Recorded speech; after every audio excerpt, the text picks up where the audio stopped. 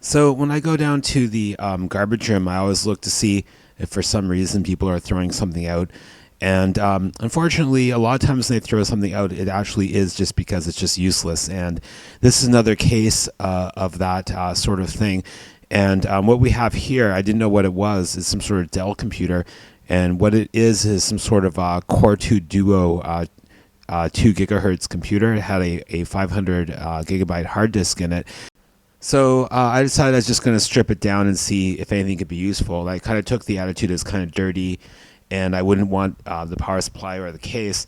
But what I immediately found out is that usually the ATX computers have a back plate for the specific motherboard. It's a little rectangle with holes in it for the particular connectors it has on the back. But this one, it's built directly into the case, so I'd be looking at a scenario where I have a big open square in the back of the computer, or I have to somehow make my own back insert. And I tried that before using a flimsy material, but that didn't work out very well. And I could use my Dremel to cut down some metal, but that creates kind of a mess in my apartment. So I was trying to avoid that last time, but this time I did in fact do that. So these Core 2 Duos, I used to read about them in like magazines or papers back in like 2007. And I was like, well, I've got other priorities. I can't buy that stuff right now. And frankly, all my computers today are better than this, but I finally got one of those Core 2 Duos in this last moment.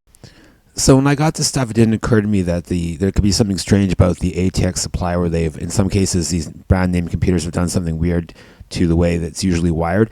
And my understanding is in this particular Vostro 200, that isn't the case, so I have no problem. And it is working with a standard ATX supply, but I wouldn't want to have any problem. I think there's certain ones that Dell may be or earlier than this that would actually self-destruct. If you tried, there's almost like a trap for anyone who wanted to do that. But so in this particular strip down, there was a motherboard, a 500 gigabyte drive, a DVD burner, two SATA cables, a wireless PCI card that's missing an antenna. There was a graphics card, a lower end graphics card I think is warped. I'll get to that later. There's a case fan, and is there anything else? Oh yes, a 2-port FireWire PCI card. So here I was testing basic functionality, and it did work. And it came with 2 gigs, 2 separate 1 gig modules of memory that tested okay. I was kind of hoping for more memory, as I always do, but that never happens. So again, I knew that basically I had a number of systems that was better than this, so it really wasn't going to ever probably get used, but I just felt the need to make it work for some reason. Some weird thing that I just felt I needed to do. It just didn't cost me anything. So what you see here was just some sort of electrical connector pad that had an outline, which made it easy for me to trace on where I'd have to cut. And I had an insert, I think it's from a board that it was given me free, that didn't actually turn on, and the insert was kind of similar enough that I just had to make a few modifications to it. And my Dremel, the cutoff wheel on my Dremel is about the only thing I know of that I can work metal with. And in this case, it's very worn down and very small. And the smaller it is, the more controllable your cuts are going to be. So I tried to get away with it, and it did actually work. I just had just enough. Here you can see that it's lining up reasonably well with the motherboard.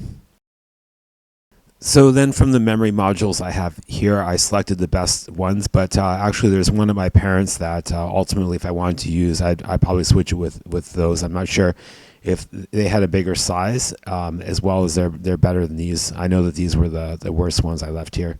So I have 2 ancient computers in my closet, and this is a really old Athlon XP board, 32-bit board that just is totally useless these days. And I've been using those computers kind of just to store cards in, but I wanted to see this work, so I stripped this out. I'm going to probably dump this in the garbage, this one in the garbage. So there were no issues in the installation of that ATX plate there, and that's what it looks like. There's just a few more holes. In a lot of cases, some of the open holes were covered by the port metal behind the hole, so it's even less of an issue than I was expecting. So the system came with an 8400 GS, which is roughly comparable to an NVIDIA 210. I have 2 spare NVIDIA 210s here. And what was weird was when I put it in the slot, I noticed that the card seemed to sort of bend. It sort of wasn't standing up straight.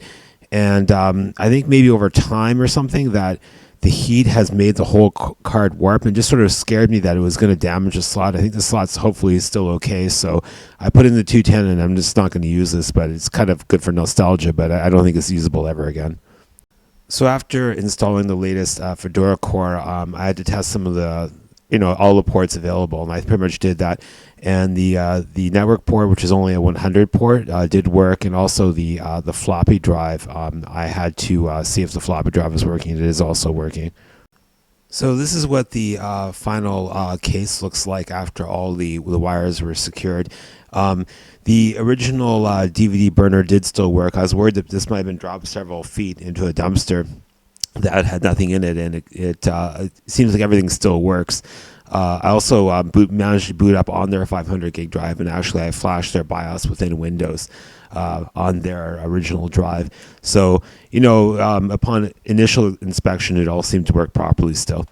So it performed reasonably well, but this is through a kind of lousy wireless connection, which ultimately goes out one of my cellular phones.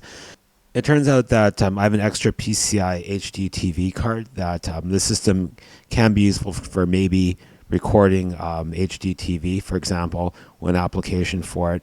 But again, I do have other computers that are better than this, but it was an interesting little fun project.